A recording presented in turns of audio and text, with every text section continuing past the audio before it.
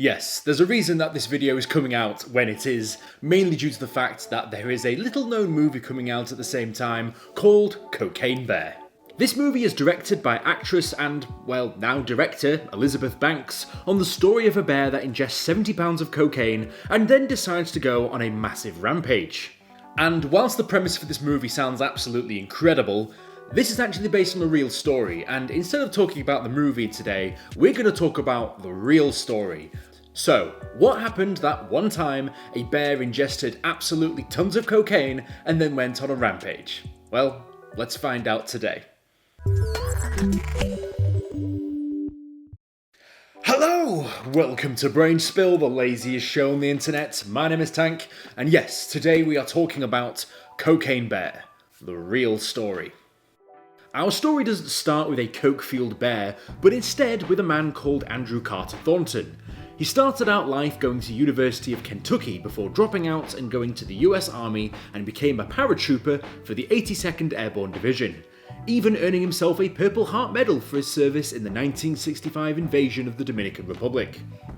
You might wonder what this has to do with tons of cocaine and a wild bear, but this is all important stuff and we will get to that.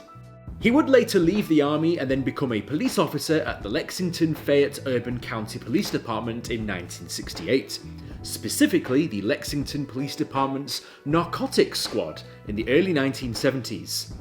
During his time, he would learn a lot about narcotics, distribution, enforcement, and pretty much everything you need to know about how to tackle a successful drugs empire, or more so, how to create one if that was the way that you were really inclined to go. During his tenure, he started smuggling as part of a side hustle, likely earning him a tidy pay packet on the side at the same time. So yeah, you basically learn from the best, and then also do the same thing yourself to benefit personally from the very thing that you're employed to try and tackle. Yes, I'm pretty sure there's some sort of conflict of interest here, but who knows. His normal life would come crashing down when he was among 25 men accused in California for the conspiring of smuggling weapons and marijuana into the United States. He pleaded not guilty to the charges and then bravely left for California. Because of course he did, and he was actually arrested in North Carolina of all places. Arrested and then put up for the charges that he'd already been accused of. On his person he was carrying a bulletproof jacket and a gun. The sorts of things that a completely innocent person would carry on them for everyday usage, so clearly there was nothing untoward going on here. He pleaded no contest to the misdemeanor drug charge, and the felony charges were dropped against him, resulting in being sentenced to 6 months in prison, fined $500, and being placed on probation for 5 years. Oh yeah, and something else I forgot to mention, he was actually training as a lawyer during this time. In 1977, he left the Lexington Police Department and practiced law in Lexington to earn his law degree shortly afterwards. Well, as part of his sentencing, his law license was also suspended just to add insult to injury. So yeah, the job that he had at the time, he was suspended for and couldn't do the job as a lawyer anymore. So, once you're released from prison, what do? I mean, if you're pretty good at smuggling drugs, then maybe you should go back and carry on doing that. Because why the hell not at this point? You're already this far down the rabbit hole, may as well go all the way. The justice system at its finest, people. Through his position as a lawyer and that of a police officer, you could imagine the web of shady people that this man is now in cahoots with, and he pushed on with his drug smuggling endeavours. Using his previous experience as a paratrooper, they developed a method of smuggling cocaine from South America to the United States. This involved using airplanes and dumping their containers of smuggled drugs into pre-planned locations. They would then fly over a landing spot in the US for a customs inspection, which had zero traces of any drugs being on board. This is pretty standard, and it's something that I imagine that happens quite often.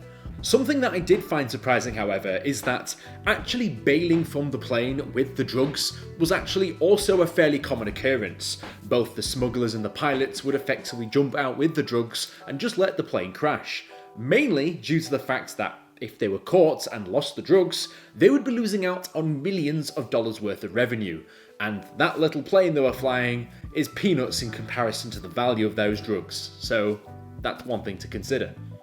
On the 11th of September 1985, while smuggling drugs from Colombia, Thornton and his partner jumped from his autopiloted plane after dumping packages of cocaine near Georgia. Thornton became caught in his parachute and ended up free-falling to the ground, presumably dying on impact. And his body was found in someone's yard in Knoxville, Tennessee, so you can imagine that was a pretty surprising morning when the person leaves the house to go get the morning paper and they see this man sprawled out in their garden. Must have been a pretty nasty fall. When they found him, he was wearing night vision goggles, another bulletproof vest and Gucci loafers. He also had $4,500 in cash with him, some knives and 2 pistols. In his duffel bag was about 75 pounds of cocaine, which worked out about $15 million on the market at that time. The plane he was flying crashed about 60 miles away from here in North Carolina. So, man jumps out of plane and dies, plane crashes and the drugs go everywhere. So that's kind of setting the scene. All we now need is a curious bear to find the drugs and, well, ingest shitloads of cocaine. And I think at this point it's probably worth me reading out to you the description of the movie Cocaine Bear, which reads as follows. It says that this is inspired by the 1985 true story of a drug runner's plane crash, missing cocaine, and the black bears that ate it. This wild dark comedy finds an oddball group of cops, criminals and tourists and teens converging in a Georgia forest where a 500-pound apex predator has ingested a staggering amount of cocaine and gone on a coke-fueled rampage for more blow and blood. Yes, this is insane and I really want to see this. It's not sponsored in any way, but I figured it was worthwhile releasing this video and this topic when the movie was coming out. Because, you know, views. So yes, the synopsis of the movie is pretty much the events of what happens after this whole thing. The bear finds the drugs, ingests the cocaine, and goes on a rampage. However, the reality of the situation was that there wasn't a black bear that went around and killed loads of humans. It probably was nothing quite like that. There is no reports of anything like that happening. As a matter of fact, the first findings of these bears were bears that were found already dead, probably overdosing on about 40 packets of cocaine in one go, because if you don't know what it is, then keep eating.